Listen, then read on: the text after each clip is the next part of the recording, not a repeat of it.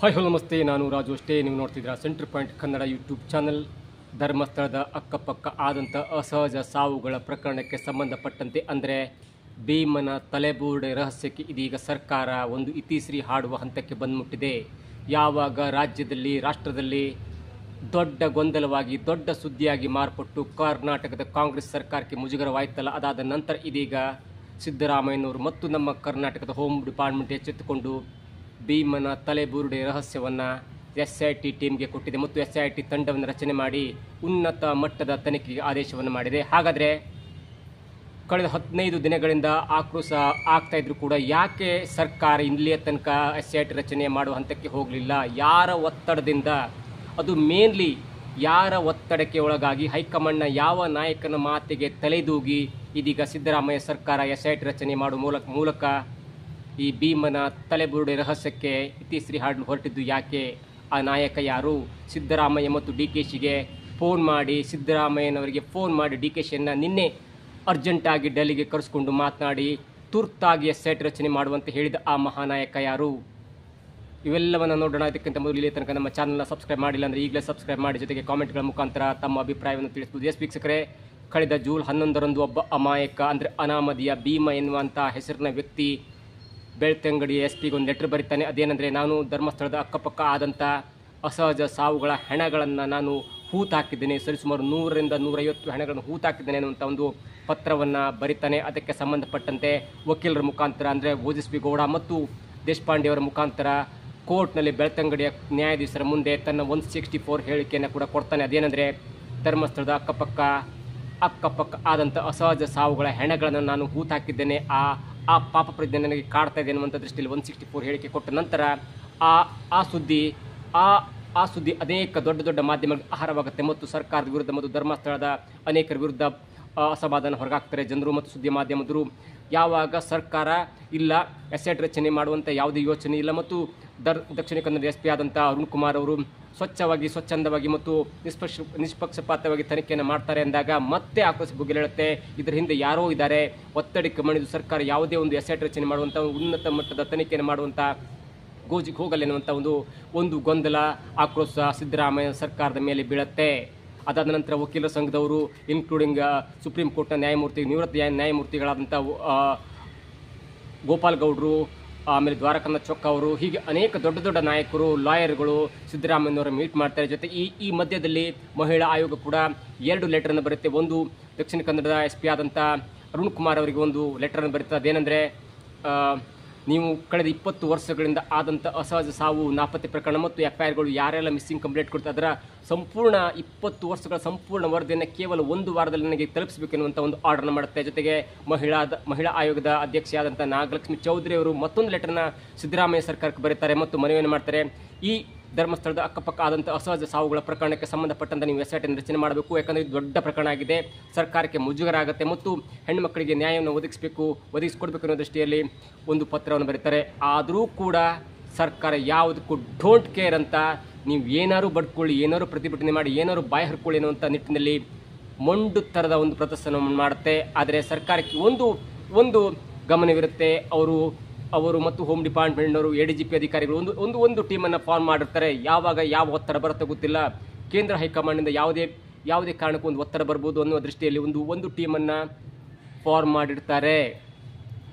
ಆದರೆ ಯಾವುದೇ ಕಾರಣಕ್ಕೂ ಅನೌನ್ಸ್ ಮಾಡಲ್ಲ. ನೋಡುವ, ದಕ್ಷಿಣ ಕನ್ನಡ SP ಆದಂಥ ಅರುಣ್ ಕುಮಾರ್ ಅವರು ತನ್ನ ಮಟ್ಟದಲ್ಲಿ ಒಂದು SI ಗ್ರೇಡ್ನ ಒಂದು ಅಧಿಕಾರಿ ಹಂತದಲ್ಲಿ ಒಂದು ತನಿಖೆಯನ್ನು ಮಾಡ್ತಿದ್ದಾರೆ ಅನ್ನುವಂಥ ಮಾತು ಹೇಳ್ತಾರೆ. ಆದರೆ ನಿನ್ನೆ ಆದಂಥ ಒಂದು ಬೆಳವಣಿಗೆ ಇದೆಯಲ್ಲ, ನಿನ್ನೆ ಆದಂಥ ಬೆಳವಣಿಗೆಯಿಂದ ಇವತ್ತು ರಿವ್ಯೂ ಆದರೂ ಕೂಡ ಹೋಮ್ ಡಿಪಾರ್ಟ್ಮೆಂಟಿಂದ ಒಂದು ಪತ್ರ ಬರುತ್ತದೆ. ಏನಂದರೆ, ದಕ್ಷಿಣ ಕನ್ನಡದ ಅಂದರೆ ಧರ್ಮಸ್ಥಳದ ಅಕ್ಕಪಕ್ಕ ಆದಂಥ ಅಸಹಜ ಸಾವುಗಳ ಪ್ರಕರಣಕ್ಕೆ ಸರ್ಕಾರ ಇತಿಶ್ರೀ ಹಾಡಲಿಕ್ಕೆ ಒಂದು SIT ಟೀಮನ್ನು ರಚನೆ ಮಾಡಿದೆ ಅನ್ನುವಂಥ ಒಂದು ಅನೌನ್ಸ್ ಮಾಡುತ್ತೆ ಮತ್ತು ಆದೇಶವನ್ನು ಮಾಡುತ್ತೆ. ಆದೇಶವನ್ನು ಓದಿ ಹೇಳ್ತೇನೆ. ಅದಾದ ನಂತರ ಈ ಆದೇಶಕ್ಕೆ ಮೂಲ ಪುರುಷರು ಯಾರು, ಯಾರ ಒತ್ತಡಕ್ಕೆ ಮಣಿದು ಸರ್ಕಾರ ದಿಢೀರಾಗಿ ಒಂದು ಟೀಮನ್ನು ಫಾರ್ಮ್ ಮಾಡ್ತು ಎನ್ನುವುದನ್ನು ಹೇಳ್ತೇನೆ.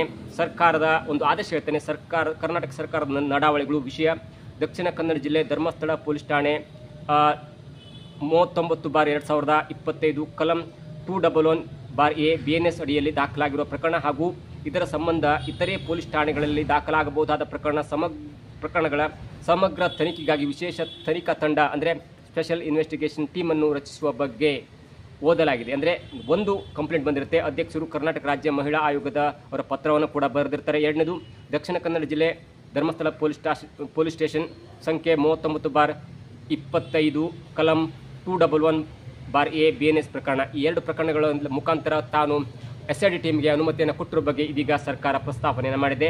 ಪ್ರಸ್ತಾವನೆಯಲ್ಲಿ ಹೇಳ್ತಾರೆ, ಮೇಲೆ ಓದಲಾದ ನಂಬರ್ 1 ಪ್ರಕರಣ ಅಂದರೆ ಮಹಿಳಾ ಆಯೋಗದ ಒಂದು ಮನವಿಗೆ ಬಗ್ಗೆ ಬರೀತಾರೆ. ಅಧ್ಯಕ್ಷರು ಕರ್ನಾಟಕ ರಾಜ್ಯ ಮಹಿಳಾ ಆಯೋಗದ ಅವರ ಪತ್ರದಲ್ಲಿ ಧರ್ಮಸ್ಥಳದ ಭಾಗದಲ್ಲಿ 100 ಶವಗಳನ್ನು ಹೂತಿರುವುದಾಗಿ ವ್ಯಕ್ತಿಯೊಬ್ಬರು ನ್ಯಾಯಾಲಯದಲ್ಲಿ ಹೇಳಿಕೆಯನ್ನು ಕೊಟ್ಟಿರ್ತಾರೆ.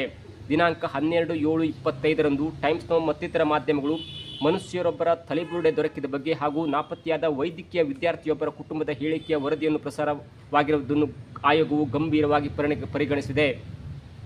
ಈ ಮಾಧ್ಯಮ ವರದಿ ಮತ್ತು ಶವಗಳನ್ನು ಹೂತಿರುವ ವ್ಯಕ್ತಿಯ ಹೇಳಿಕೆಯಲ್ಲಿ ಕಳೆದ 20ಕ್ಕೂ ಹೆಚ್ಚು ವರ್ಷ ಗಂಭೀರ ಸ್ವರೂಪದ ದೌರ್ಜನ್ಯ, ಹತ್ಯೆ, ಅತ್ಯಾಚಾರ, ಅಸ್ವಾಭಾವಿಕವಾದ ಸಾವು ಮತ್ತು ನಾಪತ್ತೆ ಪ್ರಕರಣಗಳು ಹಲವು ಮಹಿಳೆಯರ ವಿದ್ಯಾರ್ಥಿನಿಯರ ಮೇಲೆ ನಡೆದಿರುವ ಬಗ್ಗೆ ತಿಳಿಸಲಾಗಿದೆ.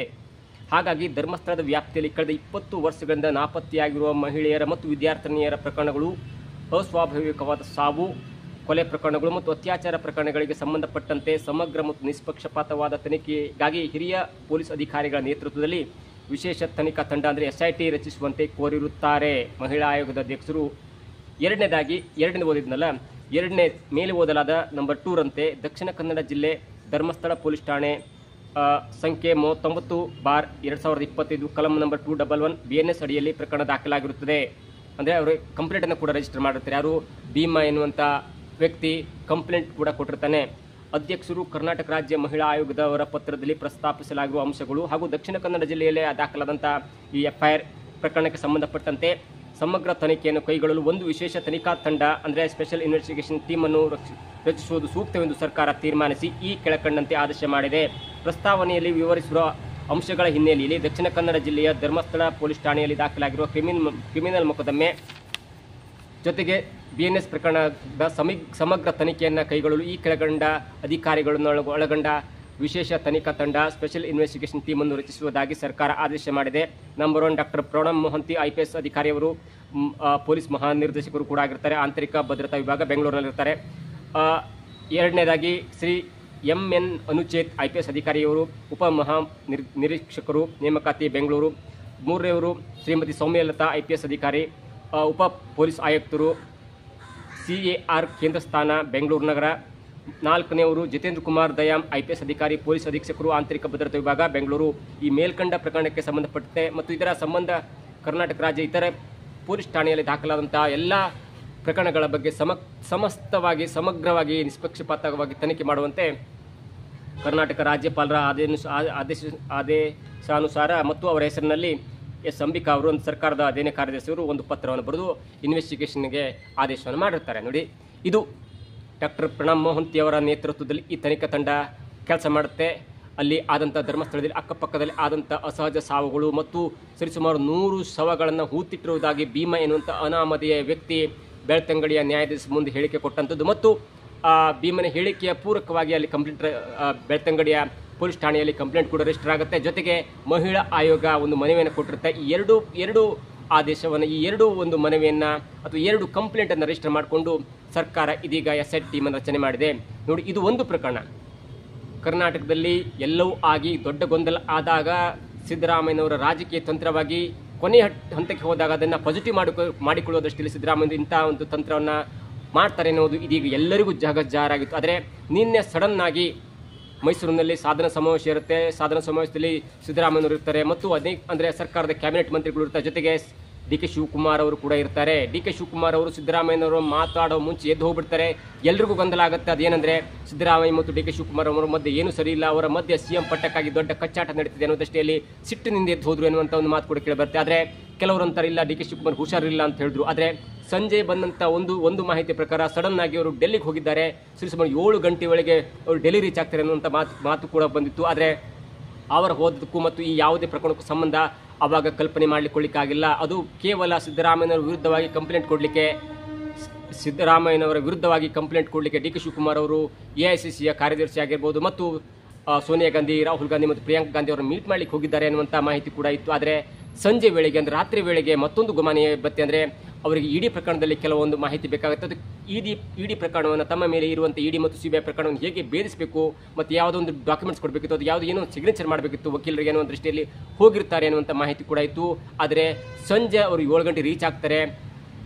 ಕೇವಲ 10-15 ನಿಮಿಷದಲ್ಲಿ ಎಲ್ಲವೂ ಮುಗಿಸ್ಕೊಂಡು ರಾತ್ರಿಯೇ ಅವರು ದೆಹಲಿಯಿಂದ ಬೆಂಗಳೂರಿಗೆ ಪ್ರಯಾಣವನ್ನು ಬೆಳೆಸಿರ್ತಾರೆ. ಬೆಂಗಳೂರಿಂದ ಪ್ರಯಾಣ ಬೆಳೆಸಿ ನಂತರ ಮತ್ತೆ ಅವರು ಮೈಸೂರಿಗೆ ಬರ್ತಾರೆ. ಮೈಸೂರಿನಲ್ಲಿ ಇವತ್ತು ಕಬಿನಿ ಜಲಾಶಯಕ್ಕೆ ಬಾಗಿನ ಸಮರ್ಪಣೆ ಮಾಡುವಂಥ ಕಾರ್ಯ ಕೂಡ ಆಗುತ್ತೆ. ಅಲ್ಲಿ ಸಿದ್ದರಾಮಯ್ಯನವರು ಇರ್ತಾರೆ, ಜೊತೆಗೆ ಡಿ ಕೆ ಶಿವಕುಮಾರ್ ಅವರು ಇರ್ತಾರೆ. ಆದರೆ ಇವತ್ತು ಎಲ್ಲವೂ ಕೂಡ ತಿಳಿಯಾಯಿತು. ನಿನ್ನೆ ದೊಡ್ಡ ಗೊಂದಲ ಇತ್ತು, ಇವತ್ತು ಗೊಂದಲ ಸಮಾನವಾಗಿತ್ತು. ಆದರೆ ನಿನ್ನೆ ಹೋದಂಥ ಪ್ರಕರಣಕ್ಕೆ ಇದೀಗ ಟ್ವಿಸ್ಟ್ ಅಂದರೆ ನೇರವಾಗಿ ರಾಹುಲ್ ಗಾಂಧಿ ಅವರು ಡಿ ಕೆ ಶಿವಕುಮಾರ್ ಅವರಿಗೆ ಕರೆ ಮಾಡಿ ಅರ್ಜೆಂಟಾಗಿ ಬರಬೇಕು ಎನ್ನುವಂಥ ಮಾಹಿತಿಯನ್ನು ಕೊಡ್ತಾರೆ. ಅದೇ ಪ್ರಕರಣಕ್ಕೆ ಸಂಬಂಧಪಟ್ಟಂತೆ ನಿನ್ನೆ ಆದಂಥ ಮಾತುಕತೆ ಏನೆಂದರೆ ನೀವು ಅರ್ಜೆಂಟಾಗಿ SIT ಫಾರ್ಮನ್ನು ಮಾಡಬೇಕು ಎನ್ನುವಂಥ ತಾಕೀತನ್ನು ಡಿ ಕೆ ಶಿವಕುಮಾರ್ ಅವರಿಗೆ ರಾಹುಲ್ ಗಾಂಧಿ ಅವರು ಹೇಳಿದ್ದಾರೆ. ಹಾಗಾಗಿ ಇವತ್ತು ಮಧ್ಯಾಹ್ನದ ವೇಳೆಗೆ 2 ಗಂಟೆ ಅಂದರೆ 1 ಗಂಟೆ 50 ನಿಮಿಷದ ವೇಳೆಗೆ ಸರ್ಕಾರ ಒಂದು ಆದೇಶವನ್ನು ಮಾಡ್ತಾ ಅದೇನೆಂದರೆ ಧರ್ಮಸ್ಥಳದ ಅಕ್ಕಪಕ್ಕ ಆಗಿರುವಂಥ ಅಸಹಜ ಸಾವುಗಳ ಬಗ್ಗೆ SIT ಟೀಮನ್ನು ರಚನೆ ಮಾಡುವುದಾಗಿ ಮತ್ತು ಅದರ ತನಿಖೆ ಮಾಡೋದಾಗಿ ಕರ್ನಾಟಕ ಸರ್ಕಾರ ಒಂದು ದೊಡ್ಡದಾದಂಥ ಆದೇಶವನ್ನು ಮಾಡುತ್ತೆ. ಇದರಲ್ಲಿ ಇದರ ಹಿಂದೆ ಅರ್ಜೆಂಟಾಗಿ SIT ಟೀಮನ್ನು ಮಾಡಿದ್ರ ಹಿಂದೆ ಎರಡು ಪ್ರಮುಖ ಅಂಶ ಆಗಿರುತ್ತೆ. ಅದೇನೆಂದರೆ ನಾಳೆ ಸೋಮವಾರ ಜುಲೈ 21 ಮಳೆಗಾಲದ ಅಧಿವೇಶನ ಪಾರ್ಲಿಮೆಂಟಲ್ಲಿ ನಡೆಯುತ್ತೆ. ಪಾರ್ಲಿಮೆಂಟ್ನ ಸೆಷನ್ ಕೂಡ ಇದೆ. ಹಾಗಾಗಿ ಅದಕ್ಕೂ ಮುನ್ನ ನಿನ್ನೆ ಕೇರಳದ ರಾಜ್ಯಸಭಾ ಸದಸ್ಯರು, ಅದು CPI ರಾಜ್ಯಸಭಾ ಸದಸ್ಯರಾದಂಥ P. ಸಂತೋಷ್ ಕುಮಾರ್ ಅವರು ಕೇಂದ್ರ ಮಂತ್ರಿಯಾದಂಥ ಕೇಂದ್ರ ಗೃಹ ಸಚಿವರಾದಂಥ ಅಮಿತ್ ಶಾ ಅವರಿಗೆ ಒಂದು ಪತ್ರವನ್ನು ಬರೀತಾರೆ. ಅದರ ಉಲ್ಲೇಖವೂ ಕೂಡ ಧರ್ಮಸ್ಥಳದ ಅಕ್ಕಪಕ್ಕ ಆಗಿರುವಂಥ ಅಸಹಜ ಸಾವುಗಳು ದೊಡ್ಡ ಗೊಂದಲವನ್ನು ಎಬ್ಬಿಸುತ್ತೆ. ಅದರ ಪ್ರಮುಖವಾಗಿ ಕೇರಳದಿಂದ ಅನೇಕ ಭಕ್ತರು ಸುಮಾರು 30-40% ಭಕ್ತರು ಧರ್ಮಸ್ಥಳಕ್ಕೆ ಬರ್ತಾರೆ. ಹಾಗಾಗಿ ಅವರ ಸಾವು ಕೂಡ ಅಲ್ಲಿ ಸಂಭವಿಸಿರಬಹುದಾದಂಥ ಸಂಭವವಿದೆ. ಹಾಗಾಗಿ ನೀವು ಕೂಡಲೇ ಕರ್ನಾಟಕ ಸರ್ಕಾರ ಏನೂ ಕ್ರಮವನ್ನು ಕೈಗೊಳ್ಳುತ್ತಿಲ್ಲ. ನೀವಾದರೂ ಕೂಡ ಕೇಂದ್ರದ ಮಂತ್ರಿ ಆಗಿರುವಂಥ ಕೇಂದ್ರದ ಗೃಹ ಸಚಿವರಾಗಿರುವಂಥ ಅಮಿತ್ ಶಾ ಅವರೇ ನೀವು ಇಲ್ಲಿ ಇಂಟರ್ವ್ಯೂನ್ ಮಾಡಿಕೊಂಡು NIA ತನಿಖೆಯನ್ನು ಮಾಡಿಸಬೇಕು ಮತ್ತು ಅಸಹಜ ಸಾವುಗಳು ಆದಂಥವರಿಗೆ ಅಥವಾ ಮಾಡಿದಂಥವರಿಗೆ ತಕ್ಕದಾದ ಶಿಕ್ಷೆಯನ್ನು ಕೊಡಬೇಕೆನ್ನುವಂಥ ಒಂದು ಪತ್ರವನ್ನು ನಿನ್ನೆ ಕೇಂದ್ರ ಗೃಹ ಸಚಿವರಾದಂಥ ಅಮಿತ್ ಶಾ ಅವರಿಗೆ ಕೇರಳದ ರಾಜ್ಯಸಭಾ ಸದಸ್ಯರಾಗಿರುವಂಥ CPIನ ಸಂತೋಷ್ ಕುಮಾರ್ ಅವರು ಬರೆದಿರ್ತಾರೆ. ಇದು ಕೂಡ ನಿನ್ನೆ ಮಟ್ಟಿಗೆ ದೊಡ್ಡ ಹವಾ ಸೃಷ್ಟಿಯಾಗುತ್ತೆ. ಇಡೀ ರಾಷ್ಟ್ರೀಯ ಮಾಧ್ಯಮದಲ್ಲಿ ಸುದ್ದಿಯಾಗುತ್ತೆ. ಅದೇನೆಂದರೆ ಕರ್ನಾಟಕ ಸರ್ಕಾರ ಸುಮ್ಮನೆ ಕೂತ್ಕೊಂಡಿದೆ, ಮಹಿಳೆಯರ ರಕ್ಷಣೆ ಮಾಡ್ತಿಲ್ಲ, ತಲೆಬುರುಡೆ ತಂದುಕೊಂಡು ಕೋಟಿ ಕೊಟ್ಟರು ಕೂಡ ಕರ್ನಾಟಕ ಸರ್ಕಾರ ಯಾವುದೇ ಒಂದು ತನಿಖೆಯನ್ನು ಮಾಡ್ತಾ ಇಲ್ಲ ಎನ್ನುವಂಥ ಒಂದು ಸುದ್ದಿಯನ್ನು ಮಾಡುತ್ತೆ. ಜೊತೆಗೆ ನಾಳೆ ಪಾರ್ಲಿಮೆಂಟ್ನ ಮಳೆಗಾಲದ ಅಧಿವೇಶನ ಕೂಡ ಸ್ಟಾರ್ಟ್ ಆಗುತ್ತೆ. ಹಾಗಾಗಿ BJP ಮತ್ತು ಅನೇಕ ಪಕ್ಷಗಳು ಇನ್ಕ್ಲೂಡಿಂಗ್ ಕೇಜ್ರಿವಾಲ್ ಅವರ ಪಕ್ಷ ಕೂಡ ಕರ್ನಾಟಕದ ಕಾಂಗ್ರೆಸ್ ವಿರುದ್ಧ ಮುಗಿಬೀಳಲಿಕ್ಕೆ ಮತ್ತು ಕೇಂದ್ರದ ಕಾಂಗ್ರೆಸ್ ವಿರುದ್ಧ ಮುಗಿಬೀಳಲಿಕ್ಕೆ ಪ್ಲಾನನ್ನು ತಯಾರು ಮಾಡ್ಕೊಂಡಿತ್ತು. ಅದಕ್ಕೆ ಏನಾದರೂ ಉತ್ತರ ಕೊಡಬೇಕನ್ನೋ ದೃಷ್ಟಿಯಲ್ಲಿ ರಾಹುಲ್ ಗಾಂಧಿ ಅವರು ಈ ಮುಜುಗರನ್ನ ತಪ್ಪಿಸ್ಕೊಳ್ಳಿಕ್ಕೆ ಒಂದು ಕರೆಯನ್ನು ಮಾಡ್ತಾರೆ. ನಿನ್ನೆ ಸಾಯಂಕಾಲ ಅಂದರೆ ನಿನ್ನೆ ಮಧ್ಯಾಹ್ನ ಸುಮಾರು 2 ರಿಂದ 3 ಗಂಟೆ ಸುಮಾರಿಗೆ ಡಿ ಕೆ ಶಿವಕುಮಾರ್ ಅವರಿಗೆ ಕರೆ ಮಾಡ್ತಾರೆ. ನೀವು ಅರ್ಜೆಂಟಾಗಿ ಡೆಲ್ಲಿಗೆ ಬರಬೇಕು, ನಿಮ್ಮ ಜೊತೆ ಮಾತನಾಡಬೇಕು ಅನ್ನೋ ದೃಷ್ಟಿಯಲ್ಲಿ ಮಾತಾಡ್ತಾರೆ. ಆಗ ಸಭೆಯಿಂದ ಎದ್ದು ಹೋದಂಥ ಡಿ ಕೆ ಶಿವಕುಮಾರ್ ಅವರು ಡೆಲ್ಲಿ ತಲುಪಲಿಕ್ಕೆ ಬರೋಬ್ಬರಿ 7 ಗಂಟೆ ಅಂದರೆ ಹೋಗೋ ಸ್ಪೀಡ್ ಯಾವ ಸ್ಪೀಡ್ ಇತ್ತಂದರೆ ಮಂಡ್ಯ ಕಡೆ ಬರುವಾಗ ಅವರ ಎಕ್ಸ್ಕೋರ್ಟ್ ವಾಹನ ಕೂಡ ಪಲ್ಟಿ ಆಗುತ್ತೆ. ಅದೃಷ್ಟವತ್ತು ಯಾರಿಗೂ ಹಾನಿಯಾಗಲ್ಲ. ನೋಡಿ ಯಾವ ಸ್ಪೀಡ್ನಲ್ಲಿ ಡಿ ಕೆ ಶಿವಕುಮಾರ್ ಅವರು ಮೈಸೂರಿನಿಂದ ಡೆಹಲಿ ಕಡೆ ಪ್ರಯಾಣ ಅಂದರೆ ಬೆಂಗಳೂರು ಕಡೆ ಪ್ರಯಾಣ ಮಾಡಿರುವ ಸ್ಪೀಡ್ ಯಾವ ಕಡೆ ಇತ್ತಂದರೆ ಆ ಹೋದ ಗಾಡಿಯಲ್ಲಿ ಅಥವಾ ಡಿಚೆ ಮಂದ್ಕುಳಿ ಅವರಿಗೆ ಎಕ್ಸ್ಕೋರ್ಟ್ ಇರುತ್ತೆ ಮತ್ತು ಜೀರೋ ಟ್ರಾಫಿಕ್ ಕೊಡುತ್ತೆ. ಅಂಥದ್ರಲ್ಲೂ ಕೂಡ ಹೋಗುವಂಥ ಗಾಡಿ ಯಾವುದೇ ಡಿಕ್ಕಿ ಆಗಿದೆ, ತನ್ನ ಗಾಡಿ ತಾನೇ ಪಲ್ಟಿ ಆಗಿತ್ತು ಅಂದರೆ ಡಿ ಕೆ ಶಿವಕುಮಾರ್ ಅವರು ಹೋದಂಥ ಸ್ಪೀಡ್ ಎಷ್ಟಿತ್ತು ಎನ್ನುವುದು ಕೂಡ ಇದೀಗ ಪರಿಗಣನೆ ಮಾಡಲೇಬೇಕಾಗುತ್ತೆ. ಡಿ ಕೆ ಶಿವಕುಮಾರ್ ಅವರು ಸಂಜೆ 5 ಗಂಟೆ ಸುಮಾರಕ್ಕೆ ಬೆಂಗಳೂರು ಬರ್ತಾರೆ. ಬೆಂಗಳೂರಿಂದ ಏರ್ಪೋರ್ಟ್ಗೆ ಹೋಗ್ತಾರೆ. ಏರ್ಪೋರ್ಟಿಂದ ಡೆಲ್ಲಿಗೆ ಹೋಗ್ತಾರೆ. ಡೆಲ್ಲಿಯಲ್ಲಿ ಕೇವಲ 5 ರಿಂದ 10 ನಿಮಿಷ ಮಾತ್ರ ಮಾತಾಡಿ ಮತ್ತೆ ದೆಹಲಿಯಿಂದ ಫ್ಲೈಟ್ ಹಿಡಿದು ಸ್ಪೆಷಲ್ ಫ್ಲೈಟ್ನಲ್ಲಿ ಬೆಂಗಳೂರಿಗೆ ಬರ್ತಾರೆ. ಬೆಂಗಳೂರು ಬಂದ ನಂತರ ಸಿದ್ದರಾಮಯ್ಯನವರ ಜೊತೆ ಮಾತಾಡ್ತಾರೆ. ಎಲ್ಲವೂ ಕೂಡ ಮೊದಲೇ ನಿರ್ಣಯವಾಗುತ್ತೆ, ಆದರೆ ಅದು ಒಂದು ಪೆಂಡಿಂಗ್ ಇರುತ್ತೆ. ಹಾಗಾಗಿ ಇವತ್ತು ರಾಹುಲ್ ಗಾಂಧಿಯವರ ಆದೇಶದಂತೆ, ರಾಹುಲ್ ಗಾಂಧಿಯವರ ಖಡಕ್ ವಾರ್ನಿಂಗ್ನಂತೆ ನೀವೇನಾದರೂ ಮಾಡಿ ಮರ್ಯಾದೆ ಉಳಿಸಬೇಕಂದ್ರೆ SIT ಫಾರ್ಮ್ ಮಾಡಬೇಕು. SIT ಫಾರ್ಮ್ ಮಾಡಬೇಕು. ಮುಂದೆ ತನಿಖೆ ಏನಾಗುತ್ತೋ ನನಗೆ ಗೊತ್ತಿಲ್ಲ, ಆದರೆ ಖಂಡಿತವಾಗಿ ಆತುರದಲ್ಲಿ ನೀವು ಒಂದು ನಿರ್ಣಯವನ್ನು ಕೈಗೊಳ್ಳಬೇಕು. ಯಾಕಂದರೆ ನಾಳೆ ಪಾರ್ಲಿಮೆಂಟ್ ಮಳೆಗಾಲದ ಅಧಿವೇಶನ ಸ್ಟಾರ್ಟ್ ಆದಾಗ ನಮಗೆ ಮಾತಿಗೆ ಮುಖ ಇರಲ್ಲ, ಮಾತಾಡಲಿಕ್ಕೆ ಏನೂ ಇರಲ್ಲ ಅಂತ. ಯಾಕಂದರೆ 100 ಶವಗಳನ್ನು ಒಂದು ಜಾಗದಲ್ಲಿ ಹೂತಿಟ್ಟಿದ್ದಾರೆ ಎಂದರೂ ಕೂಡ ಅದರ ಸಮಾಧಿ ಅಗೆಯುವ ಸ್ಥಳವಾಗಲಿ ಅಥವಾ ಎಕ್ಸಿಮೇಷನ್ ಎನ್ನುವಂಥ ಒಂದು ಕಾರ್ಯ ಮಾಡಲಿಕ್ಕೆ ಕರ್ನಾಟಕ ಸರ್ಕಾರ ಮುಂದಾಗಿಲ್ಲ ಅಂದರೆ ನಾನು ಯಾವ ಮುಖವನ್ನು ಇಟ್ಕೊಂಡು ಪಾರ್ಲಿಮೆಂಟ್ನಲ್ಲಿ ಉತ್ತರವನ್ನು ಕೊಡಲಿ ಎನ್ನುವ ದೃಷ್ಟಿಯಲ್ಲಿ ವಾರ್ನಿಂಗ್ ಮಾಡ್ತಾರೆ. ಅದರ ವಾರ್ನಿಂಗ್ನ ತರುವಾಯ ಇದೀಗ ಕರ್ನಾಟಕ ಸರ್ಕಾರ ಇದೀಗ SIT ರಚನೆ ಮಾಡಿದೆ. ಮುಂದೆ SIT ರಚನೆ ಏನೆಲ್ಲ ಆಗುತ್ತೆ, ಏನು ಬಿಡುತ್ತೆ, ನಿಜಕ್ಕೂ ನ್ಯಾಯ ಸಿಗುತ್ತಾ, ಎಲ್ಲವೂ ಕೂಡ ಕಾದಿಟ್ಟ ಪ್ರಶ್ನೆ. ಆದರೆ ಸದ್ಯದ ಮಟ್ಟಿಗೆ ರಾಹುಲ್ ಗಾಂಧಿಯ ಆದೇಶದಂತೆ, ರಾಹುಲ್ ಗಾಂಧಿಯ ವಾರ್ನಿಂಗ್ನಂತೆ, ರಾಹುಲ್ ಗಾಂಧಿಯ ಒಂದು ಖಡಕ್ ನಿರ್ಣಯದಂತೆ ಕರ್ನಾಟಕ ಸರ್ಕಾರ ಕರ್ನಾಟಕ ಸರ್ಕಾರ ಭೀಮನ ತಲೆಬುರುಡೆ ರಹಸ್ಯಕ್ಕೆ ಒಂದು SIT ಫಾರ್ಮ್ ಮಾಡುವ ಮೂಲಕ ಸದ್ಯಕ್ಕೆ ಈ ವಿಷಯವನ್ನು ತಿಳಿಗೊಳಿಸುವಂಥ ಎಲ್ಲ ಪ್ರಯತ್ನಕ್ಕೆ ಮುಂದಾಗಿದೆ. ಆದರೆ ಒಂದು ವೇಳೆ SIT ಫಾರ್ಮ್ ಮಾಡಿದ ನಂತರ ಮುಂದೆ ಏನೆಲ್ಲ ಆಗುತ್ತೆ, ಸಮಾಧಿ ಅಗೆಯುವಂಥ ಸ್ಥಳಕ್ಕೆ ಯಾವೆಲ್ಲ ಬಿಗಿ ಭದ್ರತೆ ಕೈಗೊಳ್ತಾರೆ, ಸಮಾಧಿ ಅಗೆದ ನಂತರ ಅಲ್ಲಿ 100 ತಲೆಬುರುಡೆ ಸಿಕ್ಕರೆ ಅದು ಇಡೀ ಪ್ರಪಂಚವೇ ತಿರುಗಿ ನೋಡುವಂಥ ಒಂದು ದೊಡ್ಡ ಸುದ್ದಿಗೆ ಮುನ್ನಡೆ ಬರೀಬೇಕಾಗತ್ತೆ ಮತ್ತು ಕರ್ನಾಟಕ ಇಡೀ ಪ್ರಪಂಚ ಸುದ್ದಿ ಆಗೋದಂತೂ ಗ್ಯಾರಂಟಿ. ಇದಾಗುತ್ತೆ ಇವತ್ತಿನ ವಿಶೇಷ. ನೋಡ್ತಾ ಇರಿ centre point Kannada YouTube channel.